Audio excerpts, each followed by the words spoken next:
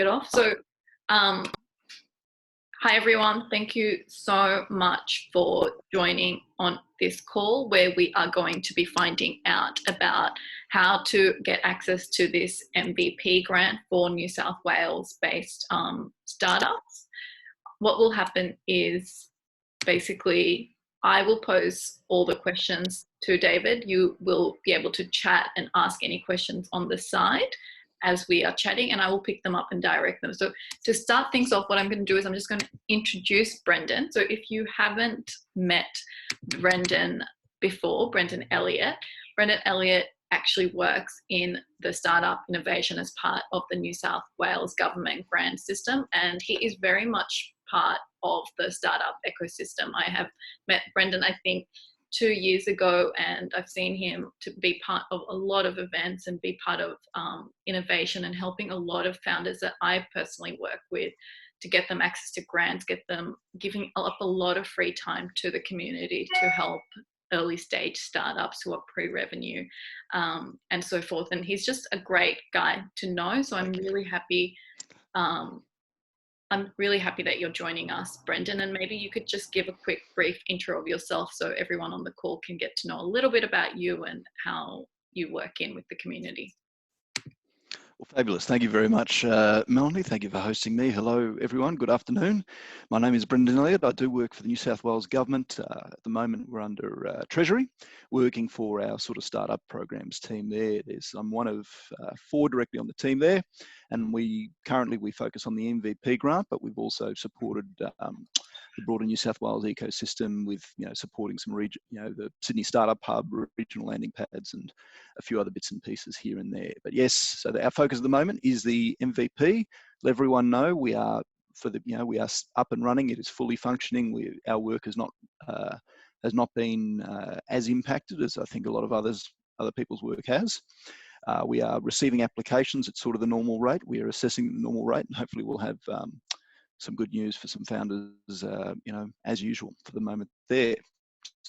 So, so I've been working in the, I suppose, in the startup and fast-growing SME support space for government for the last few years, doing some of this doing some grant support stuff, as well as some debt products for later stage companies and things there as well. So it's been my pleasure. You will see me around various startup events and drinks because it's a very, as you might imagine, tough job going around speaking to amazing founders, hearing about their innovations, and trying to get them support through government grants and loans programs. It's a tough job, but I'm very privileged to be able to do that, even if we can't have the physical drinks at the moment. But very much online to answer anyone's questions, and I'll leave some details at the end there in terms of our inquiries list. It is staffed by the people who actually do assess grants and things. So call up and have a question. We're literally work on, and we'll be marking and assessing the grants. So not to worry there. Thanks, Brendan. I think you're anything else?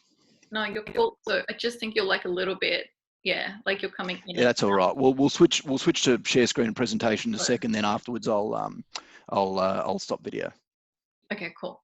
Okay, so again, for those of you who don't know me, I'm Melanie Francis. I run an IT agency, and I help a lot of entrepreneurs go from idea into actual launching their product and then global scale up. So that's why I know Brendan, is because I help a lot of my founders get access to these grants and build an MVP basically. So Brendan, what I'd like to do is we're going to kick off with Brendan doing a quick presentation about this MVP grant at sort of a holistic summary level, and we will pose questions as he is presenting, so we can just have this like as a conversation. So I will pose questions that's on my mind and that's on my founders' minds that I'm working with, and you guys just put type away in the chat section and ask anything that comes onto your mind, and I will pose them to Brendan along the way. So Brendan, over to you to share your screen and then maybe just start off the quick Yes,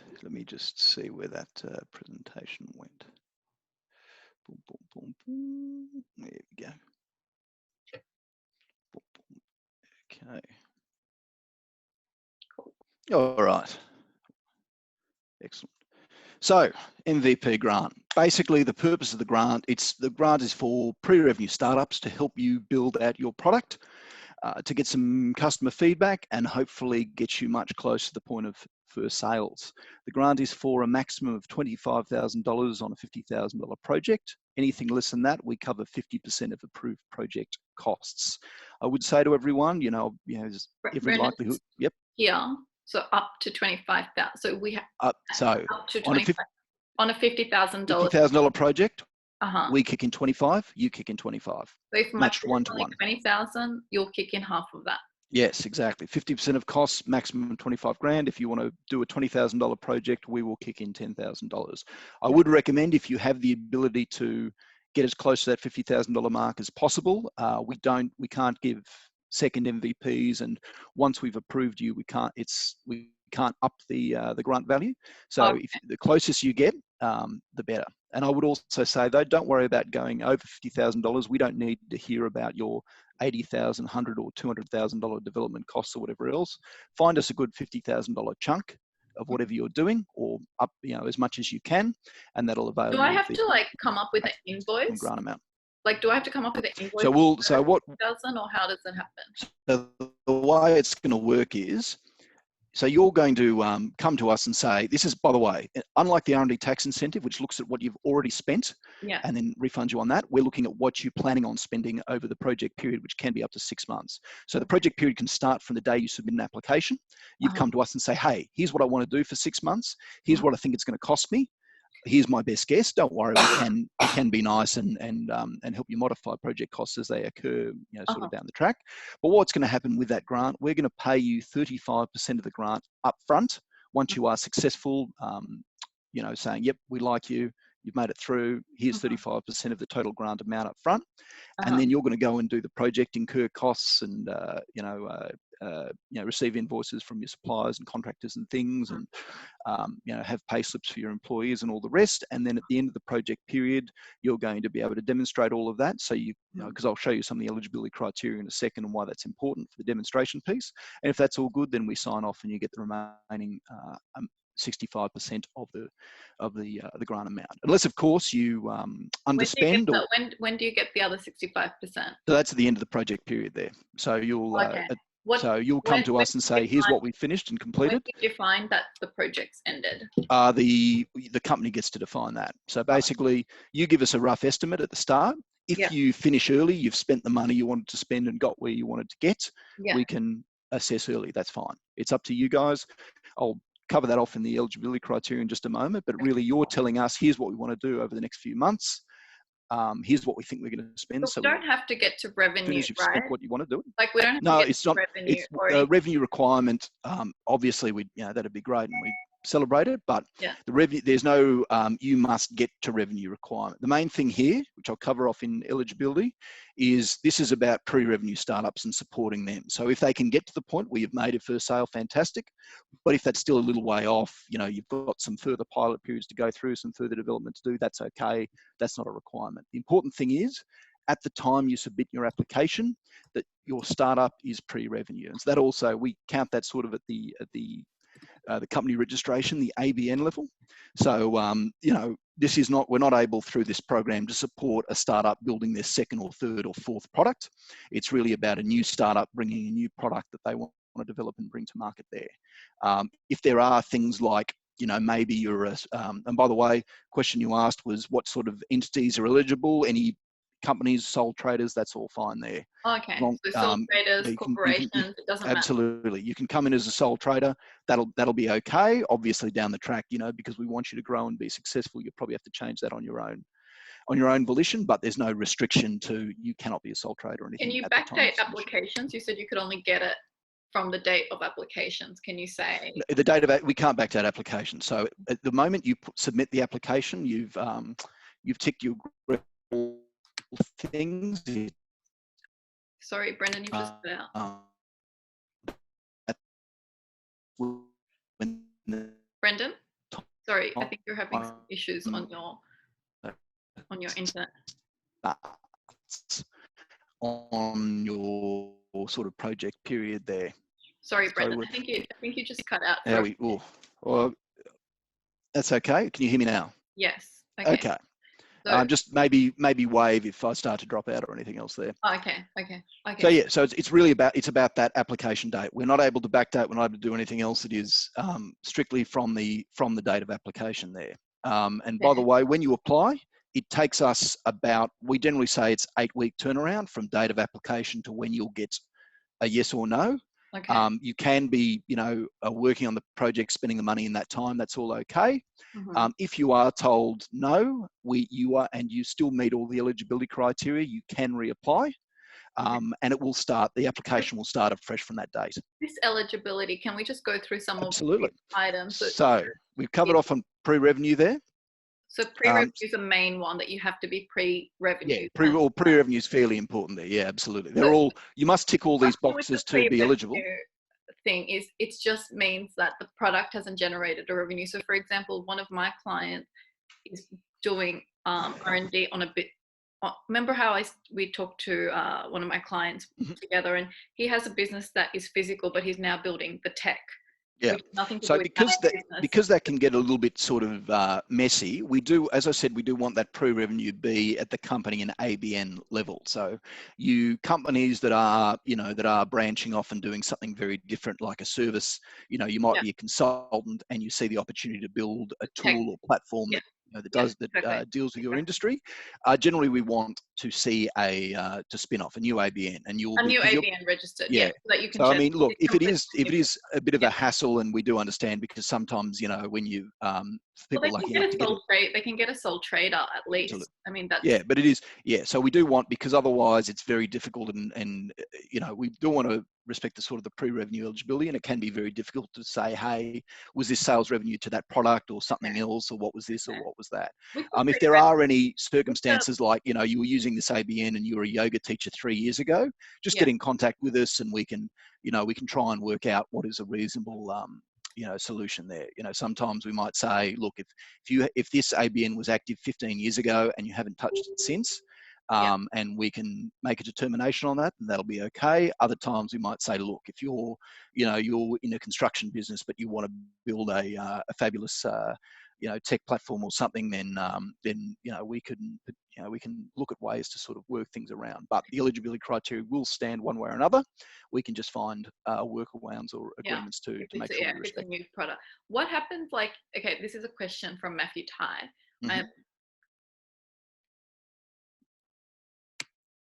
Yep. Sorry.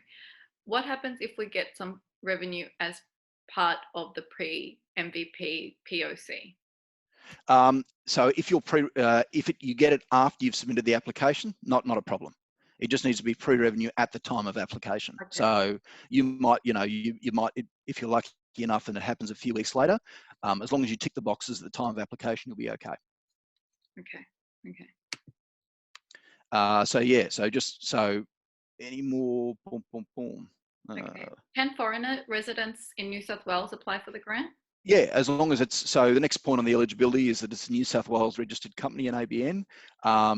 We don't, we're not too fussed around sort of visa status or anything else there, but it is, obviously we are, if you're a New South Wales registered company, and based on what you're saying to us, you're going to build, because you're going to tell us in the application about how you're going to build the company in New South Wales and how you're going to succeed and all the rest. So, whether it's a 457 visa or one of the other visa classes or something like that. It doesn't matter about residency. No. It's just about whether you've got an ABN registered.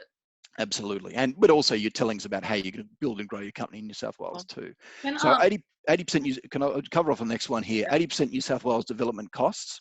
So basically when you're telling us so this is going to come in two places. One, when you apply, we're looking at your budget, what you want to spend it on and all the rest. And if you've already identified any external contractors or suppliers you're using, we're just going to check and see if they're New South Wales ABN registered. If they are, and $40,000 of that $50,000 project, project budget is for New South Wales companies, then that's all fine. So I'll just cover off on what are eligible costs for a moment here. So we split into two sections. Internal costs are you paying yourself or your staff. By the way, you must pay yourself. We need to, at the end, we'll ask for pay slips to see that, payment occurred. But anything you pay yourself or your employees or anything like that, because you're a New South Wales registered company, we take that as being New South Wales cost. For external costs, that's anyone that's going to invoice you, whether that's contractors, supplies, parts, whatever you need there. We're just going to check the ABN on those and say, right, those those invoices came from New South Wales registered companies, or enough of them did. On that point, so in terms of what can be covered in terms of project costs, for us, we are about product development. We will not cover patent costs. We will not cover legal or marketing costs or general business expenses like rent. But if you can relate what the activities you're doing to, we need to do this to literally build this product, whether that's project management, design, UI, UX work, literal, programming, engineering, parts, anything else there. That's what we're after. Question in there, Queensland resident who's working remotely as part of the startup, Yeah. New South Wales registered apply. You'll be a New South Wales registered business. That's the important piece. We'll just read that question clearly so everyone's got it. Can a Queensland resident who is working remotely as part of the startup community and using New South Wales resources apply? We might have further discussions around that, but effectively, as I was saying, it must be New South Wales registered business. You'll be telling us about how you're building and growing your company in New South Wales. So if we see that you're not currently resident in New South Wales, that might be a particular discussion about what steps we may take to ensure that you follow through with what you're saying there around it. But it is about New South Wales businesses. We're the New South Wales government, so we do want to support New South Wales businesses. And if you do plan on relocating to New South Wales to grow this business, then absolutely. Access to a list of what costs are covered by the grant. Look, there's in the app. Someone asked, can we get access to a list of what costs are covered by the grant? When you go through the application process and you're doing your budget, we will give you a list of things that will not count. But fundamentally, for us, if you can relate what you're doing, whether that is project management, whether that is design, whether that is software development, and relate that to building this product, then you should be okay. If it sounds like a general business expense, that's outside of literally building something and getting it in the hands of a potential customer, we cover those costs, product development. So start with that. As I said, there is a list, there is a guide of the sorts of general things that we don't cover, and that we'll cover off here. Do your employees have to be in Australia? Your employees are remote at a different country. So can you use remote employees and things like that? As I said, in internal costs, anything that you're paying your wages bill through your New South Wales company, that's a New South Wales cost, because New South Wales, as you grow and succeed and end up paying payroll tax or other things there, that will all be covered under your New South Wales payroll, so that's fine. Any remote workers that are going to invoice you or otherwise, as I said, it's that 80% New South Wales development costs. We're going to be checking that. Now, just going back to what I mentioned earlier, saying you only need to tell us about $50,000 of spend. If you're going over it, don't worry about telling us about that part. You just need to chunk off, just draw a line, just find us $50,000 of spend. So if you're spending $40,000 on New South Wales developers, but you need to spend 30 grand on at the moment equipment and parts might be difficult to get from China, but say you're spending 40 grand on New South Wales employees and New South Wales parts and New South Wales paying to New South Wales companies, and then $30,000 outside of New South Wales, Victoria, overseas, whatever. Just chop off that 10 grand of outside spend, put it with the 40 grand of New South Wales spend, and just tell us about that. We don't need to know about anything extra there. Boom, boom, boom, boom. Brendan, what if I paid myself up to $50,000 of myself and my team in New South Wales? So that's fine. The wages, is that sufficient? But I paid myself and someone else? Yeah. You're going to need to, at the end, you're going to need to show us pay slips and things. So, you do need to, you do need to pay yourself. We do need to be able to evidence that, that the money was spent, because after all, for us, in the best case scenario, you're a fabulous company, you grow and you employ a lot of people. But even so, just the act of giving out this grant, this is, basically economic stimulus in New South Wales, ensuring that money gets spent on interesting R&D at this time. I'll just cover off on that top one there, hold IP or rights to commercialise. So you do not need a patent or, you know, a provisional patent or anything like that. This is almost a negative pledge. We just want to make sure that you are not infringing on anyone else's patents, IP, or other sort of stuff there. If you're building your own, building your own product, to the best of your knowledge, that's not infringing on anyone else's patent or anything else there, then you'll be okay. I would also add, in case anyone, this is a grant. This is if you tick the boxes and you're approved, this is money from the government. It is not debt. You do not need to repay it. We do not take any hold any rights over the company or IP or anything like that. This is us giving you if you meet the criteria and we approve you, it's us giving you $25,000 or 50% of project costs up to 25 grand to go out and succeed. Because fundamentally for us, if we give you 25 grand now and then in 2 or 3 years you're a company of 30 or 40 people exporting and getting investment and making a lot of revenue, well, that's our benefit, that's our payoff as the New South Wales government. That's what we're after. And we have had a few some fantastic successes. But that's where we get our returns. So don't worry about, is it debt, is it anything else? This is free grant money from the government, providing you tick the boxes and you are approved there. Tax free. Tax free. I don't believe there's a tax ruling there, but on all counts, in terms of your personal income tax situation and company tax, always speak to an advisor there, because keeping in mind that if you're paying yourself for the purposes of our grant and you're doing this as a side hustle, in addition to your regular job, there may be personal tax implications there you hadn't thought of, because you're going to have to pay yourself, say, 20 or 25 grand over the 6 months, and then there's going to be that personal, income tax situation you'll have to deal with. So on all tax questions, that's not my job in my situation. Speak to an accountant, speak to an advisor that can give you the right advice. Please do that. Project period time, 6 months maximum. So you're just telling us, you're telling us, here's what we think we can do, but in the next 2, 3, 4, 6 months or whatever, that's fine. If you do get to the end and there has been a legitimate, delay or unforeseen circumstance or something like that, we can be generous, but it's only once you've applied for and you're in the process of doing it. And if you give us a very good reason, we can extend a little bit. So yeah, that's fine. I'm going to skip that business customer channel to market. I'll come back to that in a second. Proof of concept to MVP. So our definition of proof of concept is very, very, very broad. The purpose of this is we don't want you to come to MVP and apply for a grant as the first step you take when you've got your idea and you want to build your product. We want you to have gone out and done what you need to do, whether that is building a prototype, at least some form of feasibility work that maybe this can work, or going out interviewing potential customers, potential experts in the field. For us, it is just like whatever it may be, whether it's a simple few customer surveys going, yep, you're absolutely on the right track, whether it is an early prototype to prove that this can work, or you're on the right track there, whether it is you've built a beta version, you've built a couple of different versions, and you're coming to us because you've had some suggestions and you want to make some refinements.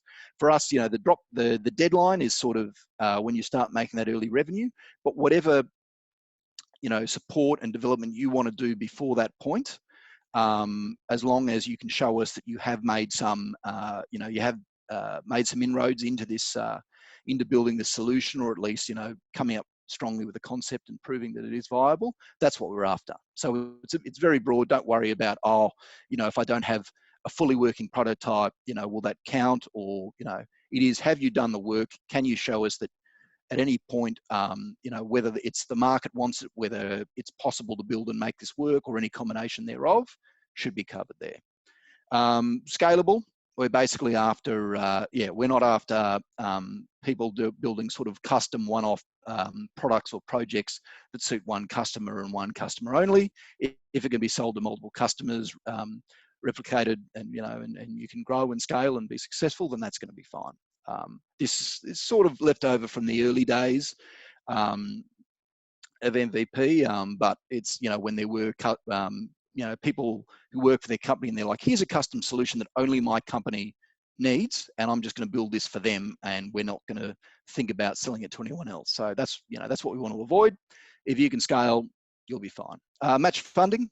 So obviously you need to cover. That scalable bit, Brendan, just going back to that, Yep. because my clients, and she might be on the call, Yep. is so she's got a real estate business and she does, any kind of property sales, but it's specialized in liquidation sales. Yep. And she helps, and she thinks there's a product that's needed that can actually help, really sell and take and track all the valuations, track all where the sale process is, and keep updating all the clients that she deals with. And she wanted to develop this, but she was like, okay, this can also be used for other people, other real estate agent businesses. And absolutely. So she's doing that, and she can say, is she able to kind of apply as a separate ABN to her current business as this is a product, but she doesn't know obviously how scalable will it be without doing the research which she's doing right now. But she wasn't sure, is she going to be kind of eligible for this?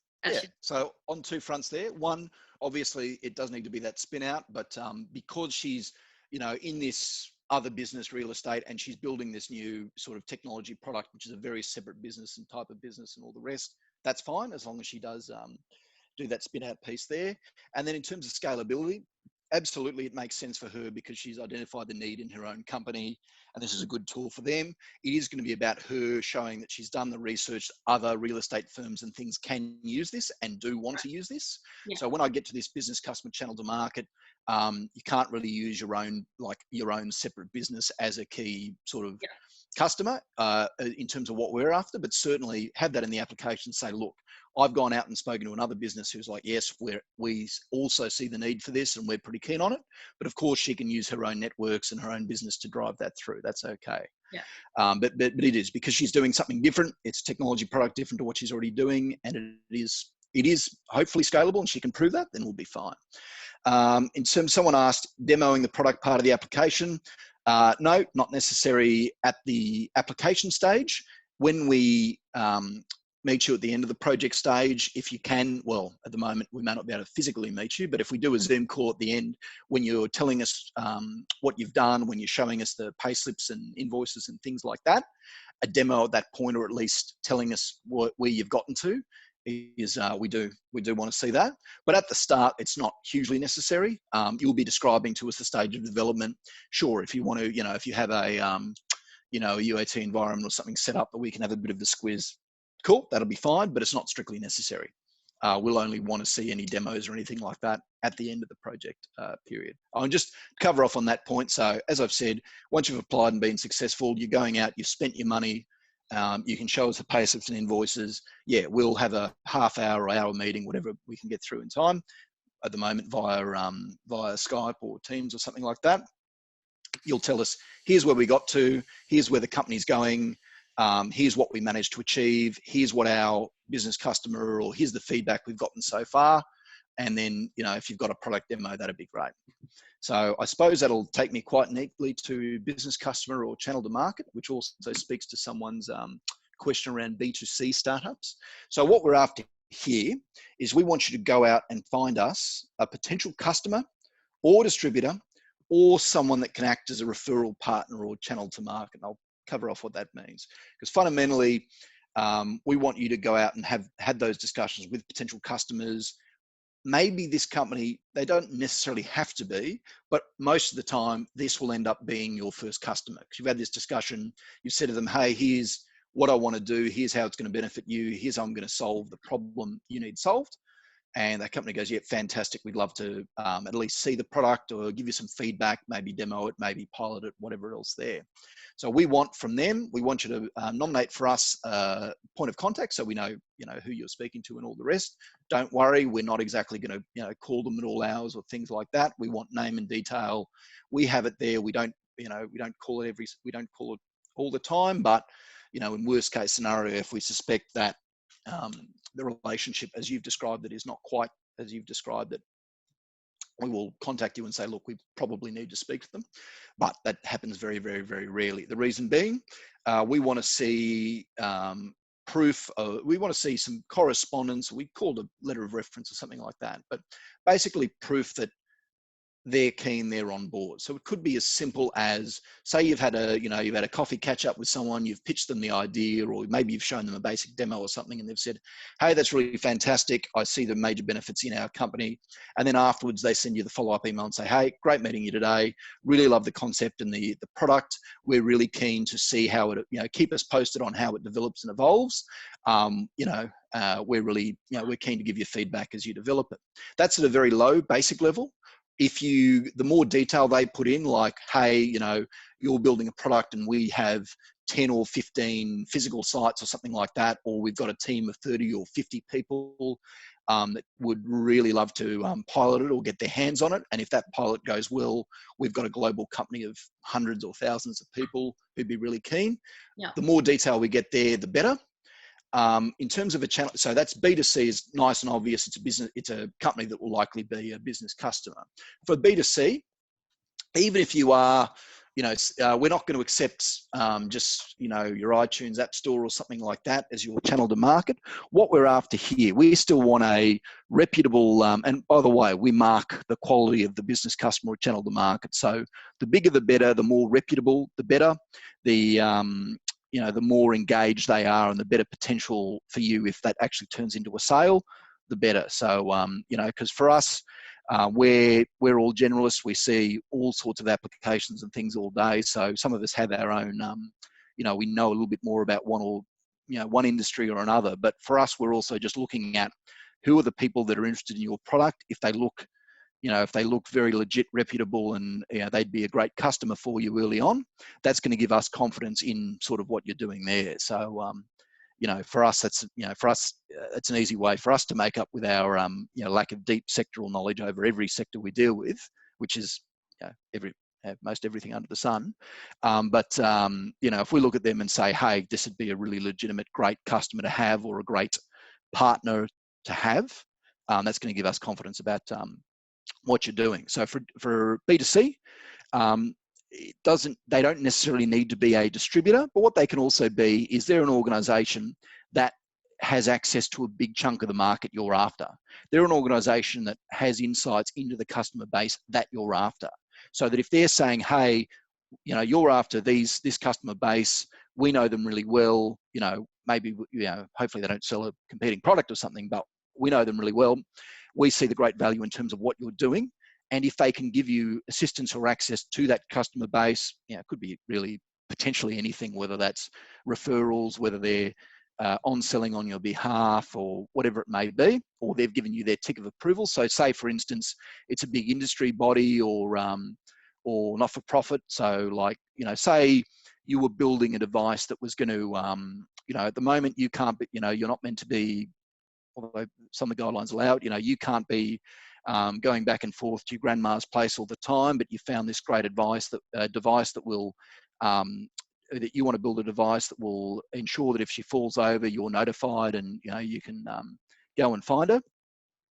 So, you might sell that directly to customer or whatever else. But if you can find, say, an aged care group or community group or someone that's like, hey, we've got hundreds of members that would really benefit from this sort of thing. We'd love to give you the feedback and then potentially, refer our members to you or something like that.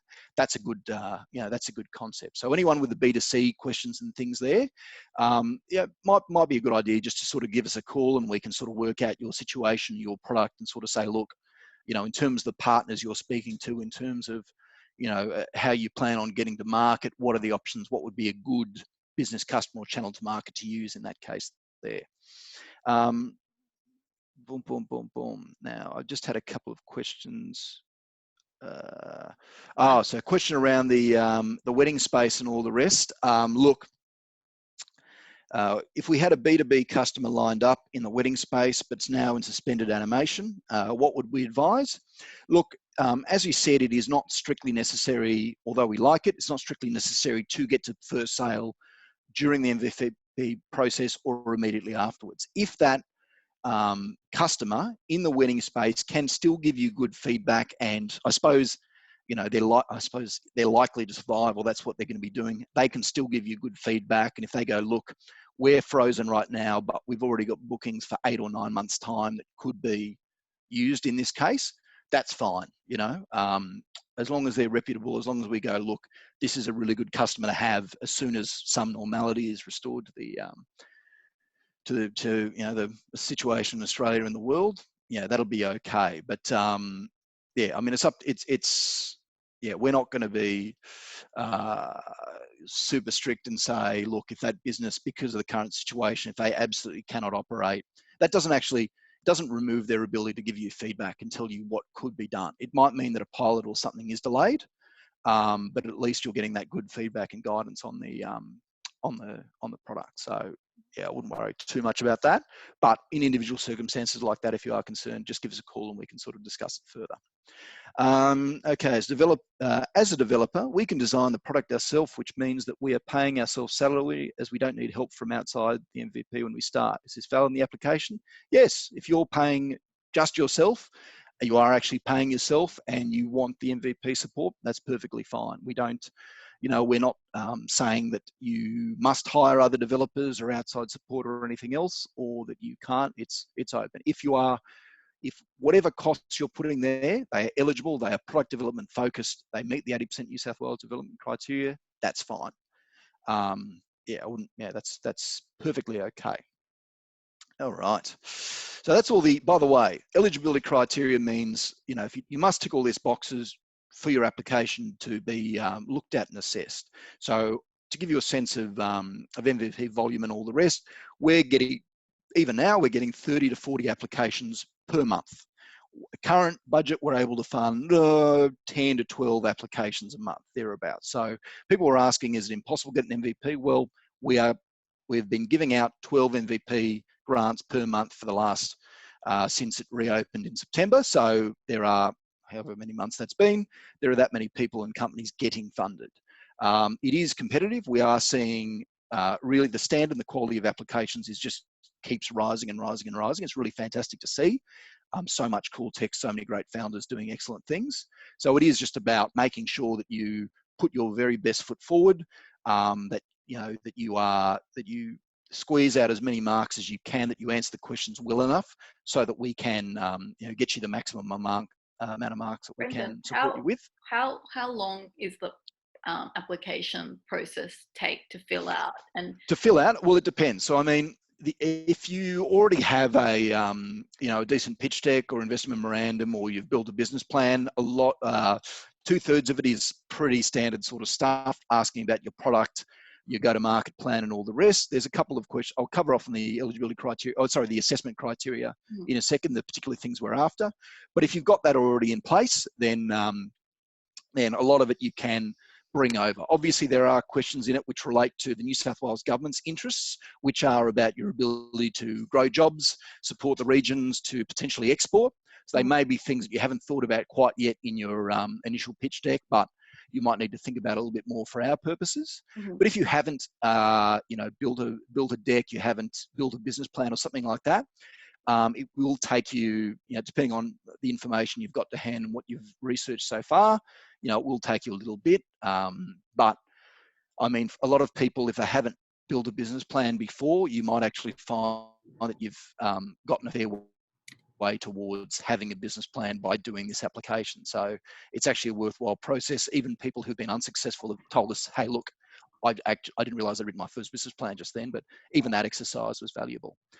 We are a lot lighter than some of the later stage grants, accelerating commercialization, a lot of other stuff there. So anyone who's experienced who's had a go at grant writing, or then goes on to look at some of these other grants, they turn around to us and say, hey, you guys were really easy comparatively. So we're pretty good with that. I don't think if you've written an application for an incubator or accelerator, I don't think we're too far off that.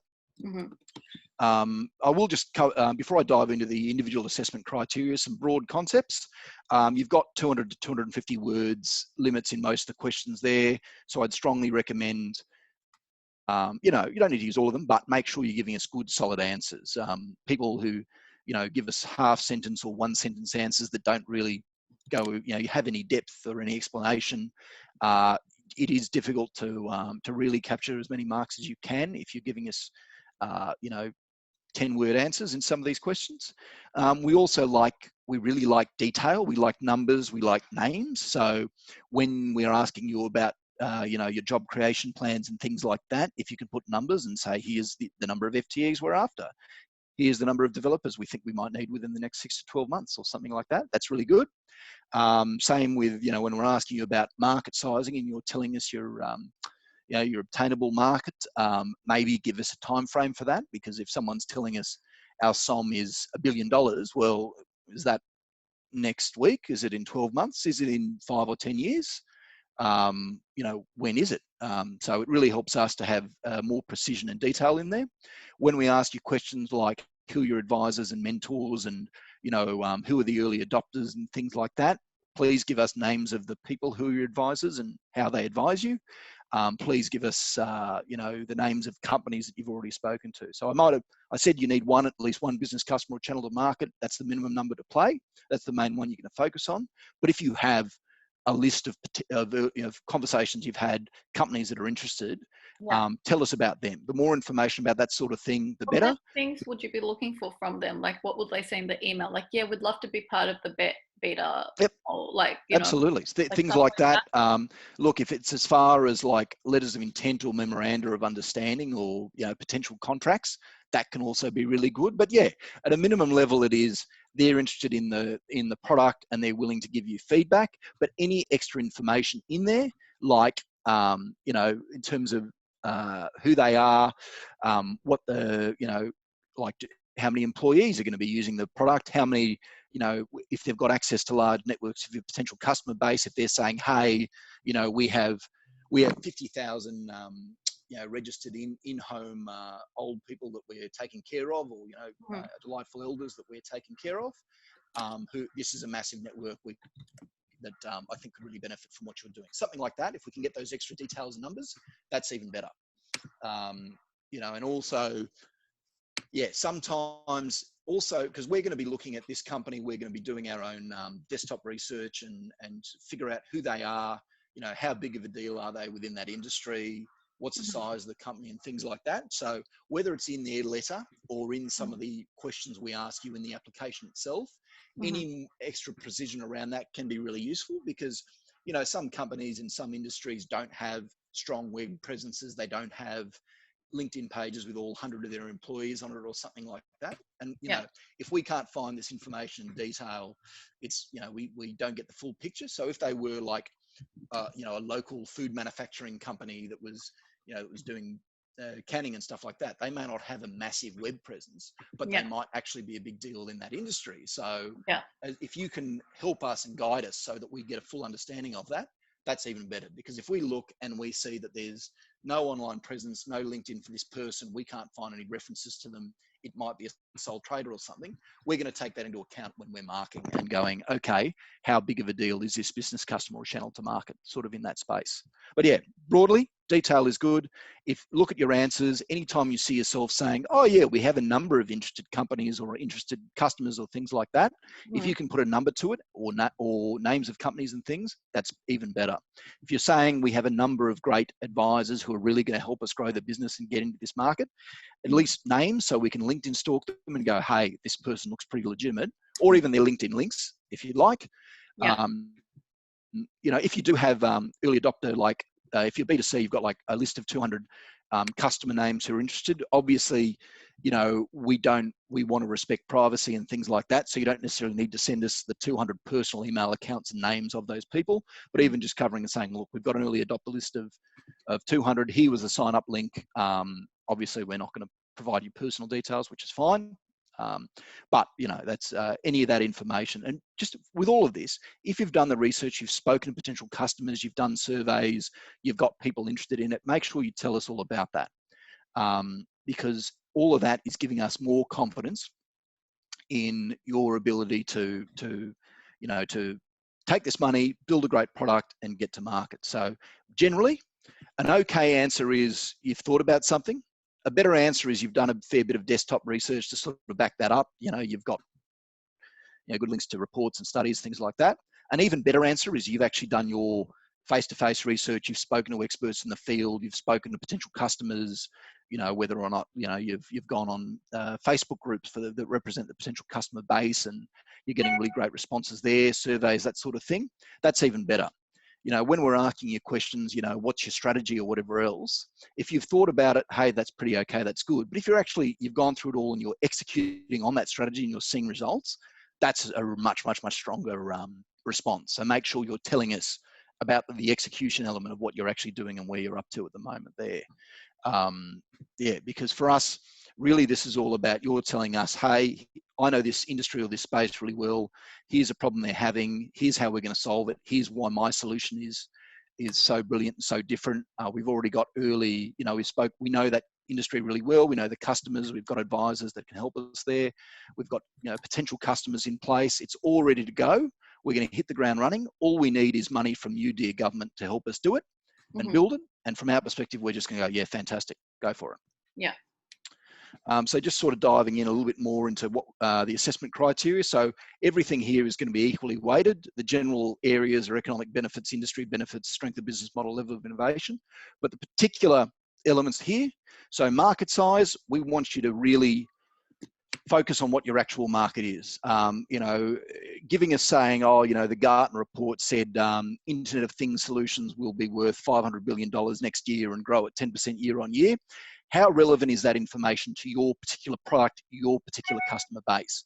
How precise can you get to show us, when we asked you about your TAM, your SAM, and your SOM, that you really understand at your exact target market, and you can put numbers to that really well, and your logic. And I also said, for the SOM, if you can give us a timeline so we really understand when you say, $5 million SOM, what does that mean? Is that now? Is that 6 months' time, 5 years, whatever it may be? Put numbers and precision to it. So we're looking at, do you understand the market really well? Are you precise? If you're calculating your TAM, SAM, and SOM, does that all make logical sense? Does it work out? So, double check your maths and make sure we come up with good numbers that we can't poke holes through and we go, yep, these people really understand their market. We've got a good result. We know what they're after. That looks like a good market. Potential customer or channel to market. We asked 2 questions here. One is commercial opportunities. One is good fit.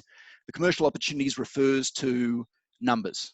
If you ran a pilot with them, what would that look like in terms of users, usage, potential dollars, something like that? If they are part of a larger network, if you went to full rollout, what could that potentially look like? Are you doing a small pilot in their Sydney office and they're a big multinational, and the Sydney office have said, hey, if this works, we're going to be selling you to or passing you on to our global head HQ or something like that? Give us numbers, good numbers. Why are they a good fit? 2 sides of this. One is, are they a perfect user of your product? Are they really going to benefit from it all in every way? Are they only going to use some of what you're proposing? And the other side is, if you put them up on your website as a case study, are other people in your industry or space can look at that and go, wow, that's pretty impressive. If this company is buying or using this product, or if all these customers in a B2C product are on board and they're loving it, wow, I'd better get behind that too. What does that look like in terms of the right fit for the company? Management capability. So throw up your CVs here. If you do have access to wider networks of advisors and mentors, please give us names, give us what they're advising you on. If you want to just throw in LinkedIn links there so we can have a bit of a squiz and go, yep, this person looks like they're really embedded in that industry. This person looks like they're a great, they've got a great business mind and they can really help you. Or, if you're not, if you don't have any, in your management team, you don't have a CTO or something there, you've got a really good advisor that can guide you along that development path and keep you out of trouble. So just tell us about all that. Who's in the company, who's managing the company at the moment, what are their skills and abilities, and then more broadly, who else is assisting them? So, for us, the really good marks, like if you look at, and also you're doing a bit of an audit on yourself and your team, what do you have experience in? What are your connections to industry? What are you good at doing? And then if there are any gaps that you think, that might be needed in the company, where are these advisors and mentors sort of filling in the gaps and giving you that support? So, try and make that as complete as possible. Anything from, running a business, growing a startup, anything from deep knowledge of the industry sector, tech ability, if you want to throw in, it's a particularly heavy regulatory area, if you've got someone advising you on that, tell us about them. I'll just have a quick, sorry, I've just been diving into the this bit, not looking at chat. So I'll just jump quickly back to I think there's nothing there questions. still. Ah, good. Yeah. Um, If there's any questions, guys, just feel free yeah, to ask. that's all right. They're probably just focusing on this bit now. So that's business model side there. This is all weighted relatively equally and all the rest. But yes, detail, detail, detail. Level of innovation. So we're interested in innovative startups. We're not interested in funding the 20th or 30th Uber Eats or something like that. But if you are going to put an application in something in a crowded space or otherwise, you must be you have really strong value propositions. You must be able to, when we asked about sort of the uniqueness of idea, how does it differentiate you from your competitors and all the rest, I would recommend making sure you've done your research so you can have a look at the top couple of competitors that sort of operate in your space, whether they do exactly the same thing or something relatively similar, and really drawing those strong distinctions about what you're doing that's different. Because there's no pitch or, this is all application based, make sure this is super clear, because it would be terrible for us to sort of knock you back and then find out later that actually there was a massive amount of differences between what you were doing and what the main competitors and things were, but it's just that you didn't really, it wasn't clear to myself or the other assessors. Make this super clear, make sure those differences really stand out, make sure you've done your competitor research. It's nothing, because we're going to be doing our own desktop research, looking into the space. Plus I would also add that this program's been running for 6 years. We've funded 800 companies and looked at, I think, between us, several thousand businesses. So we do see some ideas and bits and pieces pop up every now and again. So we do know some of these startups in some of these areas. So make sure you've done your good research. So you know what the market looks like, what's happening there, and you can draw those strong distinctions. Technological innovation. Think about it's like what's under the car hood. What are you putting in there? This interesting in difference, whether that's, you're adding a level of, bringing in some data analytics or machine learning to a space that really doesn't sort of have it, whether you're a researcher and you're bringing in some fabulous new advanced material or formula or some approach there. What are you doing sort of under the hood that's driving this, the differences between your product and other product? What are you bringing to the space and the sector that sort of isn't already there? It's sort of, think of that as what's under the hood, and uniqueness of the idea is sort of, you put two cars next to each other, you say, here are the different features. Here's why this car is more efficient. This why this car will get you better results. And the technological innovation is going, well, the reason you get better results is because we've got this really advanced, we've done, we're collecting a lot of great data. We've put some great algorithms, and, we've got a machine learning expert who's working on it and who's going to drive some really great results that competitors can't get. Accelerated market adoption. It does, in the application, it does sound like it's mostly product focused, but think of this as well, it can be elements outside of the actual product itself. So if you are building a product that has great network effects or virality, or can be scaled really quickly and easily, tell us obviously about that. But then if you have things outside of it, like for example, you've got patent protection that will help build your moat and stop other people just coming into the space, and will give you some degree of defensibility, that's also good. Tell us about that. If your main point of defensibility is just going to be around speed to market, tell us about those relationships that you have, or why it is that you're going to be so much faster to market, and you're going to get in there before everyone else gets in there. Now, what's driving that?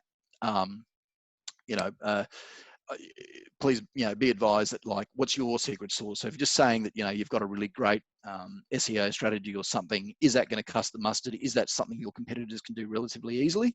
Or is there something that really that you've got, that you're doing, your relationships, your channels to market, that will get you out there so much faster? Industry sector benefits, looking at sort of a broader level. If we were to fund you and you were really successful, would that really move the needle in your industry? So for instance, if you're, your immediate customer, if you're doing something for, energy efficiency or fuel efficiency or something, they might save a few dollars, but on the whole, you will help reduce emissions across that whole industry if you are widely adopted.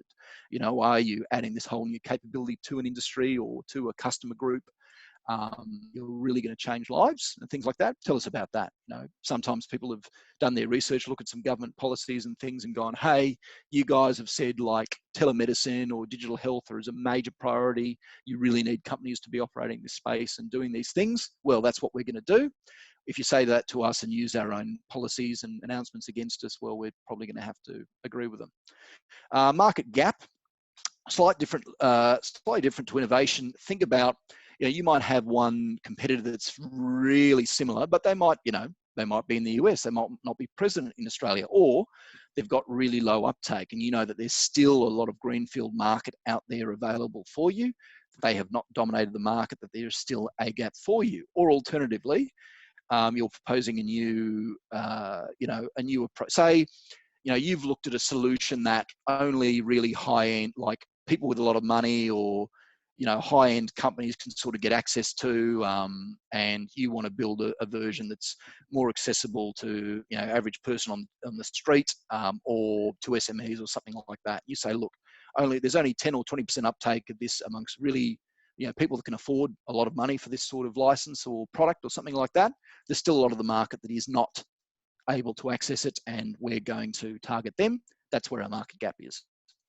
And finally, also there, scale to other sectors. You know, you might be focusing on your niche area with some early customers and things like that, but you know that there's opportunities next to you or around you, whether that's in your broader industry sort of category or in the next industry over. So you might be focusing on you know, you might be focusing on the finance space, personal lending space, but then you know that you can apply some of the same principles and shift into savings, or, you know, people shifting into like telecommunications space or something like that. You know, we've built a really great data analytics model that's currently focusing on saving people money in their electricity bill.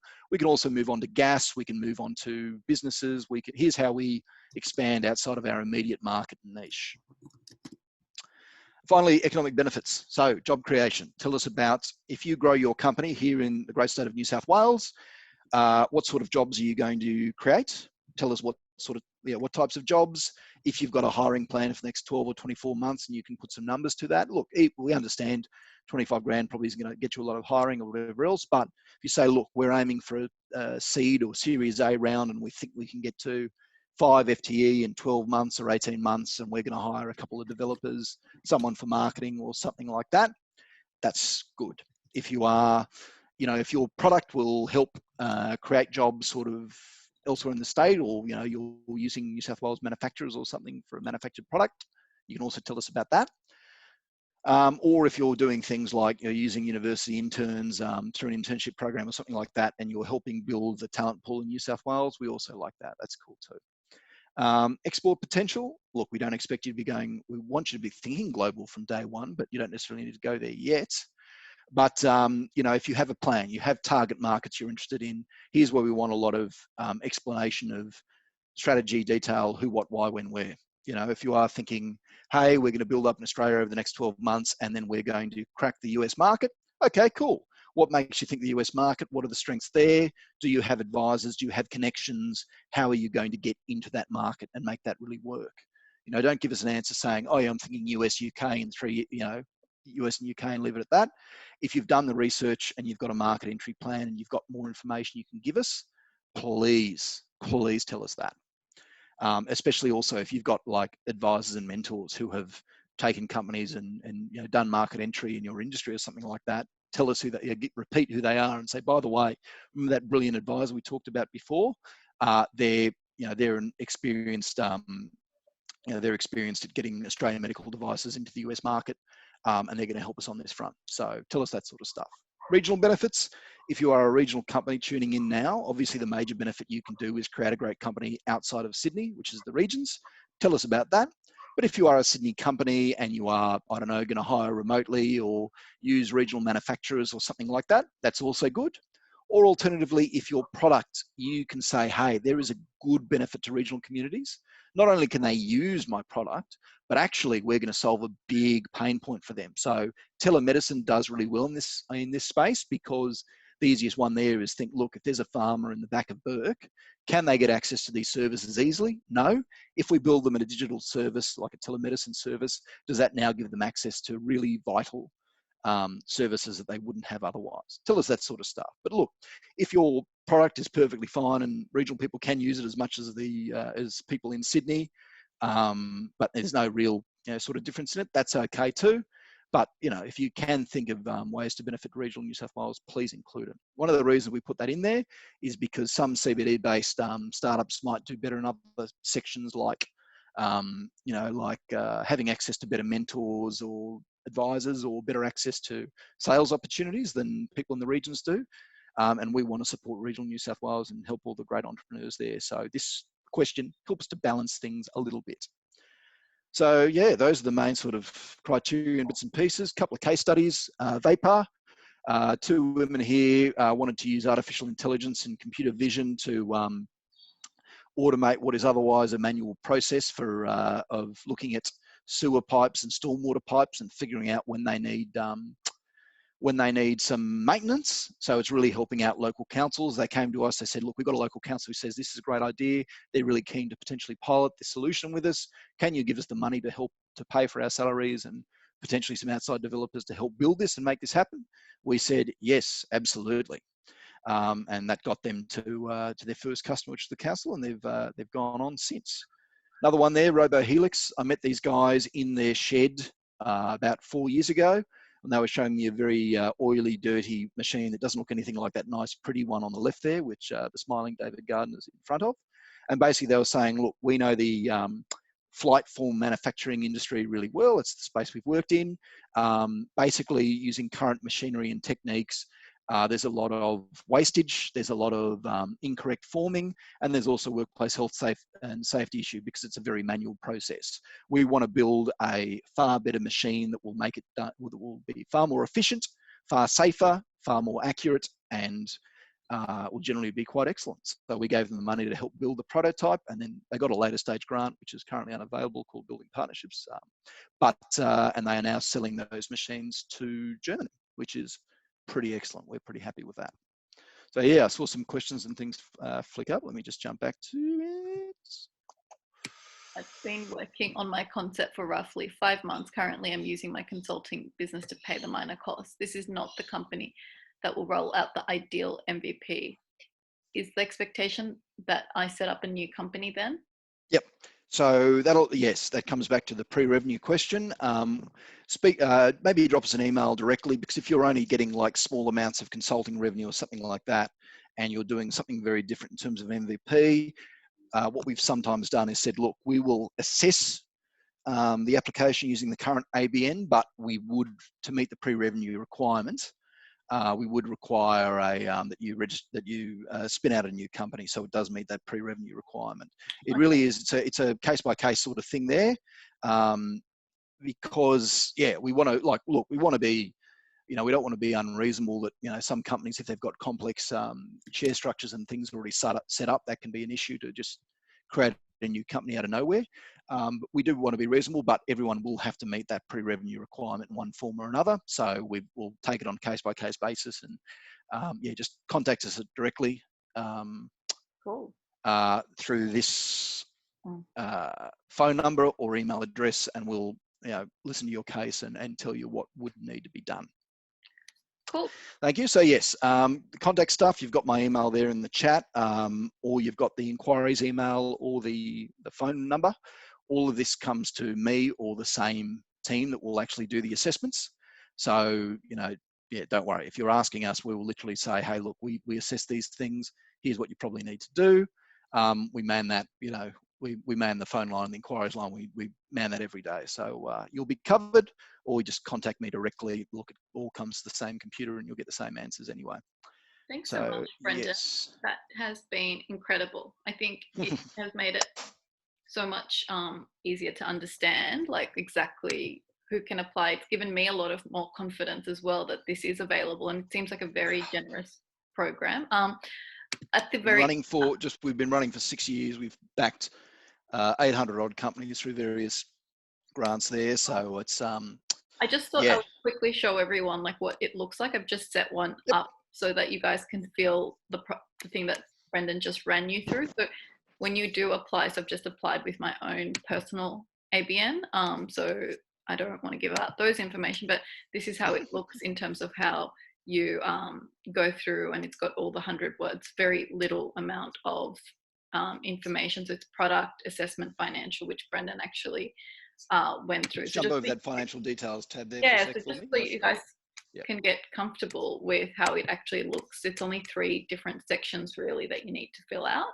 Yeah. But yeah, that's the look and feel of it. I just thought I would share it with everyone because I didn't know what it looks like, and you're always like, oh my God, it's going to be this insane thing. So there it was, a little glimpse of what it is. And Brendan, like, thank you so much for your time. And I'm sure everyone is so appreciative, and it's so much clearer for all of us. My So pleasure. But yeah, so a couple of things I'll just add there too. You know, don't worry, you know, as Melanie's just done, feel free to just pop in and set up a new application, or the rest have a sense of what's going on in there. So if you're going to have a few questions for us that aren't about sort of eligibility and can I get in the first place, and you want a deeper dive into some of the questions that I just went through, go in, have a bit of a look around, have a bit of a sense of what they are, and then so when you have a conversation with us through the inquiries line or my email or something like that, we can actually, you know, we can be like, hey, this is exactly what you need to be sort of looking at there. So so it's not like I'm giving you all this information now and then people run off and forget it, and then, you know, don't put it in the appropriate question space. What I will add is if you do have like large business plans or things like that, by all means, you can throw that up as attachments, as additional documentation. Focus on answering the assessment criteria questions in the application itself really thoroughly and really well with all of that good detail I was talking about. And if you do have extra information or supporting information in the question boxes themselves, right? See attached, you know, file X or Y, page, whatever it may be. Make sure that you answer the assessment questions really well, and that you use the attachments as a supplement, because we have had instances where people have attached the wrong thing, or the attachments haven't worked or something like that. And they've said to us, hey, we answered all this. We did really well on all this. We said everything you wanted. And we went, actually, we never received that file, or you attached the wrong file. And that's, you know, so if you've put all the answers into the assessment criteria, answer that really well, you don't have to worry about, you know, anything else, attachments, uploading, things like that. But yes, answer those. Those are the questions we're after. BP grant and all the rest, it was put on hold. We are hoping we'll get that or some form of it back. Yeah, watch this space, because before COVID and all the rest, where there was a whole plan for some, you know, it was a whole budget bid for, you know, some support and what we could be doing extra. That's we're not sure what's happening at the moment because it's all come out. But we'll keep you posted. Drop us a line on the inquiries line. We'll put you on a mailing list. So if there are any updates on that or other grants, we will let you know what's happening there. all right. Yeah. So smart, simple. That's the confirming. This is the link, Glenn. There. That's the that's for the application proper. And then our website jobsfornsw.com.au has the guidelines, FAQs, and stuff there. Cool. Thanks so much, Brendan. Yeah. Thanks, everyone. And we will do a posting of this recording on our respective LinkedIn. So if you want to share it with anyone that's missed out, feel free. Thanks, and stay safe. Thanks, Brendan, again. Pleasure. Thank you.